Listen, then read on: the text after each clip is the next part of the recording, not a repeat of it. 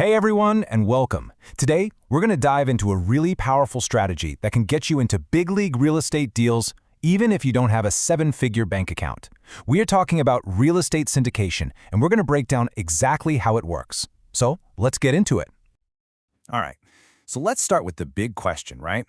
You see this massive, beautiful apartment building, the kind of asset that you just know is generating serious wealth. But that price tag, it's just staggering.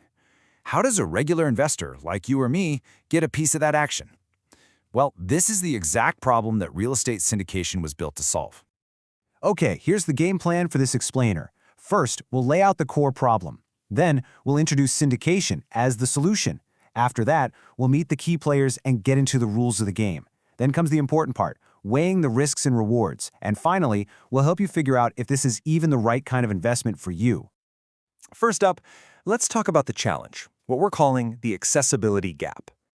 Look, the truth of the matter is that the most attractive commercial properties, we're talking large apartment complexes, shopping centers, that kind of stuff, they require millions and millions of dollars in capital.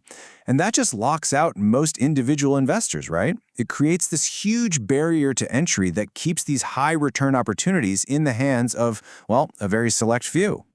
But what if you could team up? And that brings us to the solution, which is all about harnessing the power of the group. And here it is in a nutshell.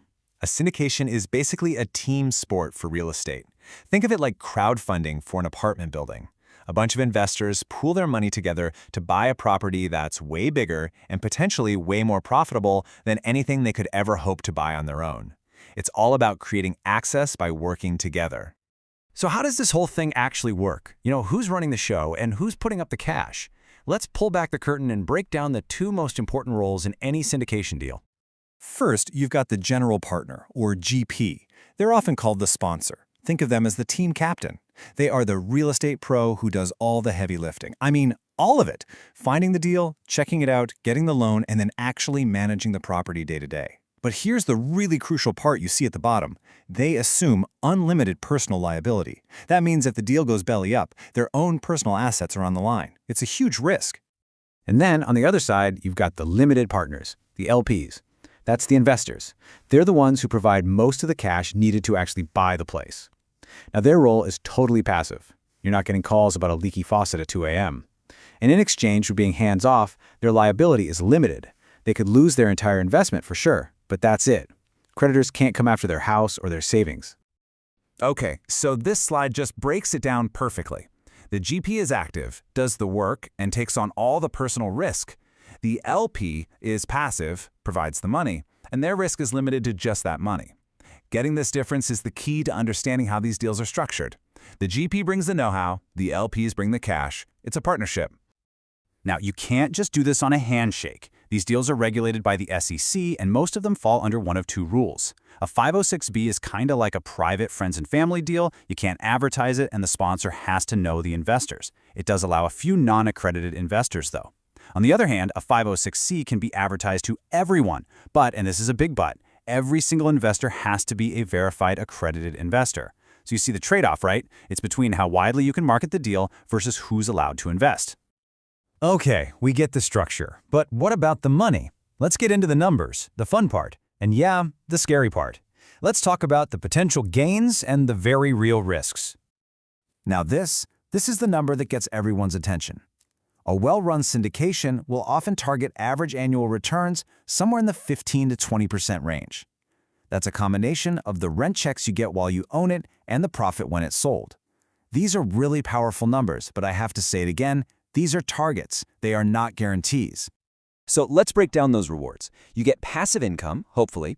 You get access to those high potential returns we just talked about. You actually own a piece of a real physical building. You could go touch it. And then, and this is the big one for a lot of people, the tax advantages. They can be incredible.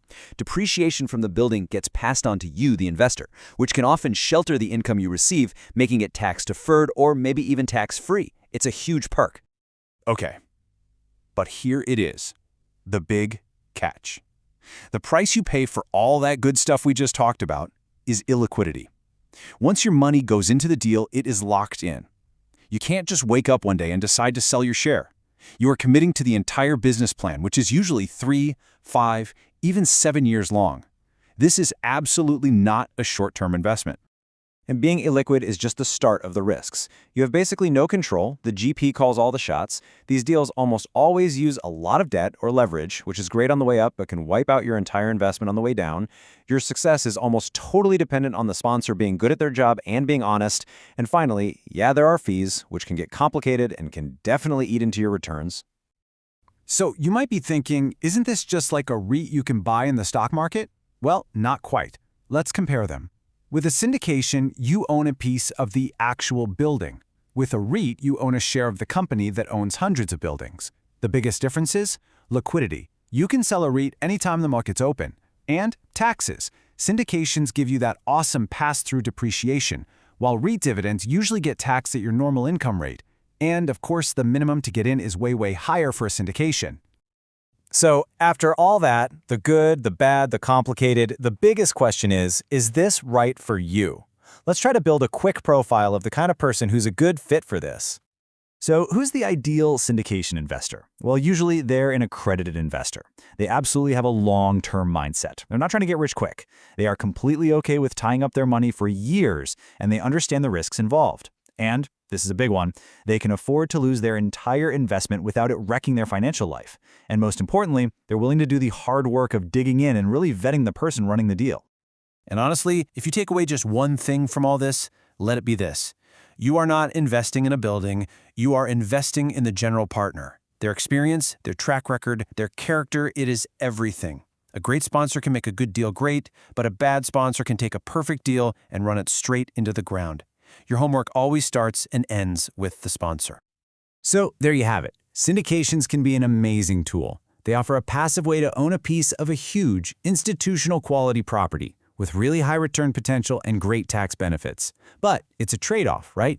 It demands patience, a ton of trust in the sponsor, and a real tolerance for risk. So the question I'll leave you with is this. Does this specific blend of high potential and high commitment actually fit with your personal path to building wealth?